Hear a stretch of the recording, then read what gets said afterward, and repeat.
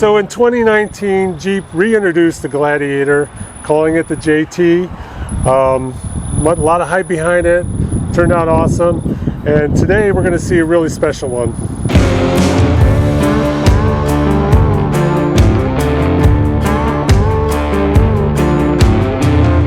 This is Eric. We've been talking about getting together for quite a while, about talking through his Gladiator and the things he's done to it and future plans and stuff like that. So Eric, thanks again for doing this. Thanks for having me. 2020, early 2020, I decided to bite the bullet and purchase this brand new. I had actually stopped by my local dealership, rolling through the window sticker and saw that it had quite a few list of options that you don't normally find on a factory vehicle. For one, 410 gears from factory, Dana 44s front and rear, and enough clearance to clear 35s pretty much from stock. I started off with I do believe it's a 4-inch lift kit from Skyjacker. It was very, very affordable, what I would like to call a bang for the buck. For everything that came with it. It gave me a nice stance that I was looking for, and it still maintained a great tow reliability.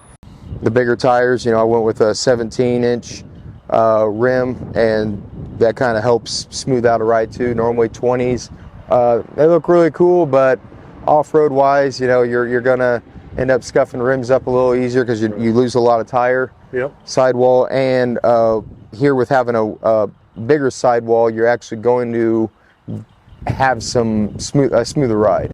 So moving on around to the front here, I went with a rugged ridge front bumper and a Smitty-built winch.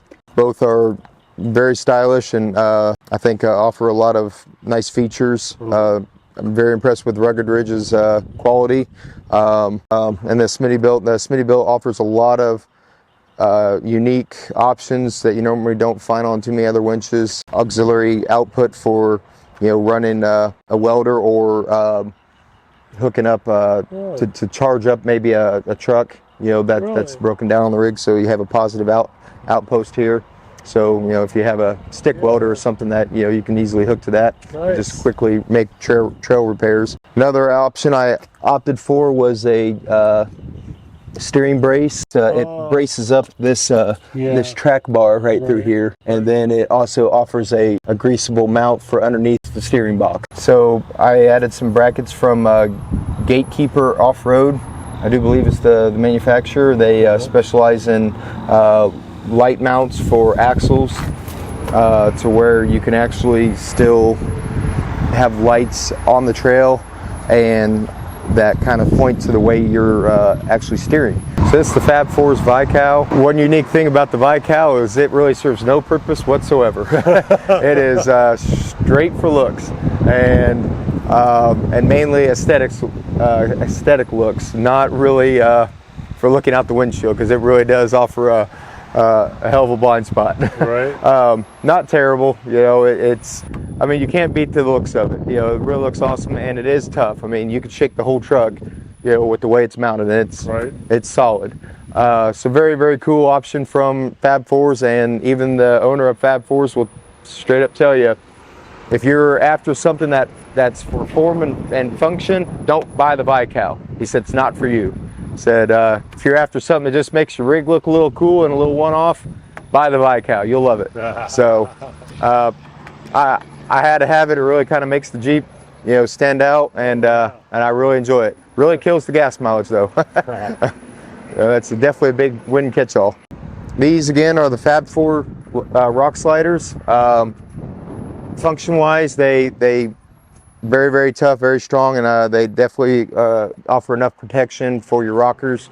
Other options I had that I added on were the vent visors. Kind of a unique vent visor. They're just 3M taped on, but they're nice, and they offer a little bit of protection from the rain, if you have the windows down and it's raining, or also offers to cut some of the wind down, Yep. So moving on around to the back side here, I have some light brackets from Moto-Built. Direct bolt in, they use all the factory bolts, so that was really nice. I didn't have to drill or tap anything, so I was able to use existing bolt holes for the for the light brackets. And then I opted for these lights from Tractor Supply. You know, they're very unique and very bright, and I like the fact that they have more of a plug and play aspect, that I was able to simplify my wiring. Moving on, I also have Motobuilt jack mount. This is a high lift jack. Had a powder coated orange. Had to accessorize the Jeep a little bit and kind of get the color match the Jeep. And I really enjoy their Motobuilt's product. They make a nice product, and I mounted that up there myself. Again, everything on the truck I did myself. So I really like that. Also opted for a rugged liner, just a straight plastic drop-in liner. More accessories in the bed. I actually opted for a Smittybilt adventure box is what they call this. I can take this out at any time. It just turnbuckled into the existing tow hooks, or I'm sorry, the existing cargo hooks in the back. The fact that it's below the bed line, it's kind of sleek and hidden, but yet it's lockable. Offers a lot of storage capacity. It's a very nice add-on, and I could take it out at any time. Moving down to another piece that I really get a lot of compliments on is the Bodyguard rear bumper. This thing, again, it also makes the truck. You know, I get tons of compliments on this bumper and a lot of questions about it. I don't have any negative things to say about this bumper. It has just been an awesome bumper from the quality standpoint. You can't beat the fact that it's got accessories to where you can kind of customize it. Can you talk about it a little bit, right? So you got all these different pieces there. Yep. The color, starting with the color, did it come in that color? Did No. you get those powder coated? Everything came bare metal, and then I sent off all the orange that you see, all the orange accessories. I sent that off to a powder coater, and he color matched it up for me. The bumper also houses D-ring mounts, flush mount for LED lights. It utilizes all the factory components to use from the factory bumper for the license plate lights and the trailer plug-ins. So that was a nice feature. The best feature about this bumper, aside from the stainless steel hardware and the availability to customize it, is the side protection, which is a big complaint about from a lot of JT owners, is the fact that you don't get any protection from the rear bumper. And this offers a ton of that, and it has frame tie-ins going straight to the frame to where it's extremely solid. And your rear taillights, those aren't stock, are they? Yes, the rear taillights are not stock. A big complaint about the truck from a lot of people is that the taillights actually stick out too far. Me, I really don't mind it. Yeah, sure, if you're going down a trail and you rip that off, yeah, that would really suck. That's a bad day, because that's really gonna, damage a lot of stuff as it slides on out of there. But yeah, they stick out there, but no different than your fender flares stick out there. Right. So if you're being careful, I don't think that's a big worry. They are LED taillights, sequential, some smoother, more transitioned ones that actually contour with the body would be a little nicer, but I can honestly say, in my opinion, I like how it gives the truck a bit of a stance in the rear, where it kind of widens it out versus it just kind of tucks it in. Options I opted for from factory were the hard top, and you can't really beat the fact that it just comes off, and it's a lot easier to manage over a full-size Jeep. Inside, I opted for the auxiliary light package, or the auxiliary switch package, I guess they would call that, which gives you 4 auxiliary mounts, or 4 auxiliary ports. I will say that option is a must-have. It really cuts down your wiring for any aftermarket lights or accessories that you want to add on to your vehicle. It basically adds relays and wiring to the under hood. And to where all you have to do is just run your wires from your accessories to the distribution area for that, and you're done. Everything else is pretty much factory standard. Transfer case, manual shifter. I did opt for the 7-inch radio versus the 5-inch. As for future upgrades, I actually have a few already bought that are sitting in the garage, kind of waiting to go on. Is a 4-link upgrade for the rear suspension. It's offered from Rock Crawler Suspension. It takes the 5-link option from the rear and turns it into a 4-link. So that's one option I do have. It's already bought. I just have to find the time to install it. Other feature upgrades are a stereo kit to where I will be replacing the factory soundbar with the DS18 soundbar, and that'll house quite a few more speakers.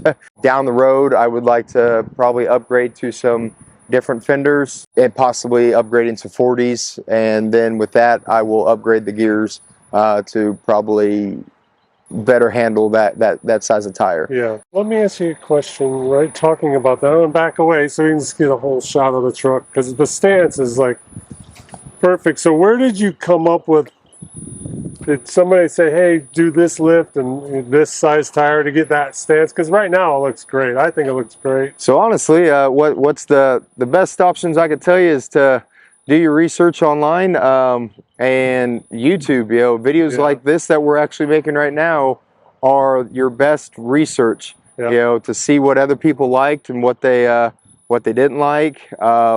The max tow package option, I did my homework on that, and there was actually another gentleman that put out a YouTube video that talked about, you know, what was the best way to order these Jeeps to do a lift kit and other accessories. So that's always the best option, is to get online, and especially YouTube will teach you everything that you want to know about, you know, future upgrades for your Jeep. I guess one thing we haven't talked about is where you came up with the name for your Jeep. The name is Exothermic. It's a chemical term, and it actually means it's actually a chemical reaction. It's a release of heat. Kind of a unique name. I'm a chemical operator, so it kind of derives from my career. So that's cool. Kind of heard the name and always thought that was pretty cool, that it was a form of energy and release of heat. Also talk about the front grille. I know there's a lot of hate on the angry eyes.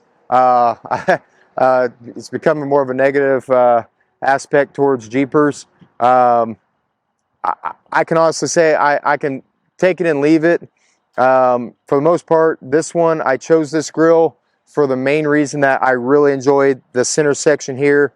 I think it looks like a Willys truck. You know, it has the slats and the bars just like the old Willys, and I really like that styling.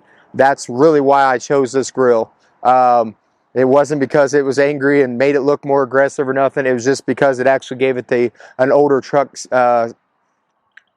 look, and that I was really after. If I could have manufactured this myself without the angry eyes, I would have. I just thought of another question. Yeah. The Jeep Wave. Do you get the wave from Wranglers and other people? Yeah, I get tons of waves, you know, and I always try to wave back. Sometimes you get into a fog and you forget, you know, and you know, it is what it is. All right, so I hope you enjoyed the walk around of Erik's truck here. I think it's pretty awesome. The Gladiators are just, I mean, obviously you see them everywhere, but I don't think you see too many like this. This is a really special one. So again, Erik, thank you for taking the time to walk around with, share your things you've done, the plans you have, and I don't know if you have any last words or something. Again, the truck's a great platform to build off of. Do your research. YouTube videos such as this one and walk-arounds like this really are very beneficial for your own builds. It kind of can tell you what you like and what you don't like. It really helps out with deciding what you want. Reviews. And if you have any questions for Erik, throw them in the comments, and you know, I'm sure I can get in touch with him and he can answer them. Any specific parts, where he got them, any of that kind of stuff. Give a thumbs up if you like this truck, and if you don't, I don't know why you wouldn't. And if you haven't subscribed, hit the subscribe now and see videos like this and some others. And until the next time, we'll see you.